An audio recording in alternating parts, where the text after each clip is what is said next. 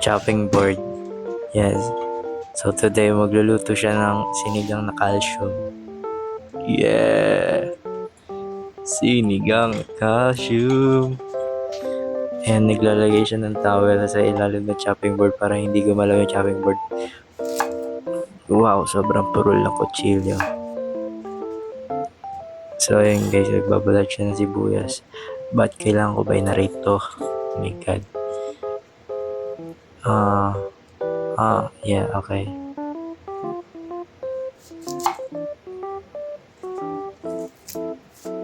So, anyway guys, ayan, nabalatan niya na yung sibuyas. Grabe yung editing skills. Oh my god.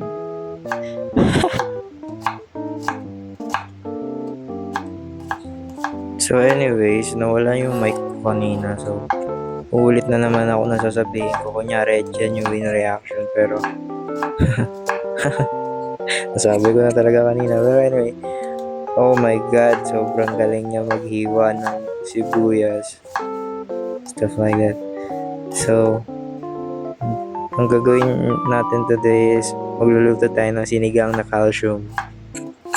Bakit po calcium? Kasi sinigang sa buto. And gawa sa buto, gawa ang buto sa calcium phosphate, I think. So, ayan. Pero, hindi ko alam bakit sobrang tagal ng edit ko dito.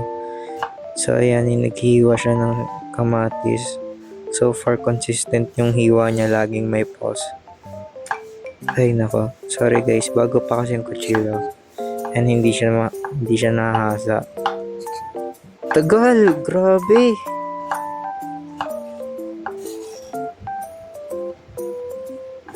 Grabing paghiwa yan. Oh.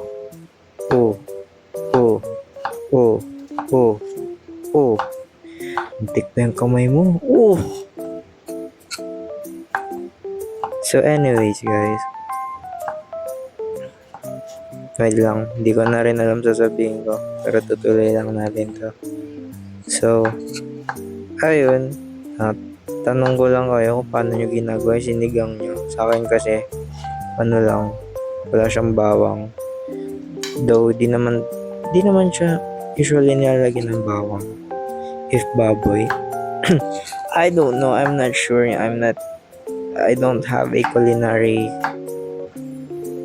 education, something like that. Pero ayan. Yan. Okra. So sa okra guys, gagawin niya ng slant. May angle. Bang! Look at that. That's so sharp. Sabay. Bang! Sabay. Bang! Bang! So, ngayon, since wala naman tayong kangkong sa rep, kung ano lang yung nakita natin, yun lang lulutuin natin. So, sitaw, okra, then sibuyas, kamatis, that's it. Mabubuhay ka na yan. So, ayun guys. So, gusto nyo ako i-hire sa kusina nyo, tawagan nyo lang. Comment down below. That's so funny. So anyways guys, look at this one. Boom! Napakaangas. Sorry guys, wala pa kasi kaming double bato ang bilis. Pang! Yan guys, actually nakakatakot talaga yan. So, ayun guys, hinalo niya na. Ilagay niya na yung pork, ilagay na asin, pepper, and then buong like durog na paminta, syempre, and then haluin nyo lang siya,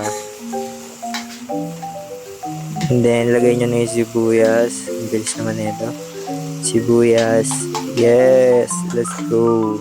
And then haluin mo because you have to, wala kang choice. And then kamatis next, yan. And then, ihaluin nyo lang, tapos lagyan nyo ng tubig, and then, low simmer lang yan, guys. And nilalagyan nyo ng sinigang mix kapag medyo kumulo na siya. Ayan. Tagal. Next. So, ayan, haluin nyo lang yung sinigang mix. I mean, timplahan nyo din if hindi siya bet. So, ako nilagyan ko pa ng asin kasi matabang siya, guys. And then, lagay nyo na yung sitaw. And then, sa sausawan, gagawa kayo ng usually patis lang, tapos kalamansi, tapos sile. And then, nilalagay nyo sa karne or sa sabaw. Ayan. Yan. Nice one. Then,